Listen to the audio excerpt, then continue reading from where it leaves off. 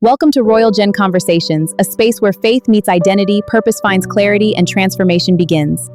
Have you ever noticed that sometimes the hardest part of freedom is not leaving the past? It's resisting the urge to go back. Not because the past was good, but because it was familiar. Many people leave unhealthy relationships, destructive habits, limiting mindsets, or painful seasons, only to find themselves missing them later. Why? Because familiarity often disguises itself as safety. And that's exactly what happened to the Israelites. Let's dive into today's episode.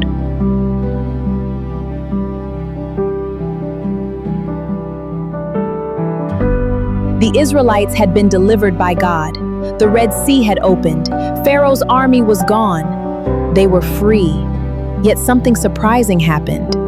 They began looking back. Instead of remembering the oppression, they remembered the food. Instead of remembering the chains, they remembered what felt familiar. And this reveals a powerful truth. When freedom feels uncertain, the mind often reaches for what is familiar. This is why some believers struggle to fully embrace the new identity God is giving them, even if what is familiar was hurting you. This is why some people return to toxic relationships. This is why some believers struggle to fully embrace the new identity God is giving them. Not because the old life was better, but because it feels known. And what is known often feels safer than what is unknown. But Egypt was never their safety. God was. And perhaps that's the lesson many of us need today. Sometimes we confuse familiarity with security. Maybe life was easier before. Maybe I should go back. Maybe I'm not ready for this change. But those thoughts often come from fear, not truth. The Israelites forgot that they had cried out to God for deliverance while they were in Egypt, and fear distorted their memory. Fear has a way of making the past look better than it really was. But God wasn't leading them backward. He was leading them forward.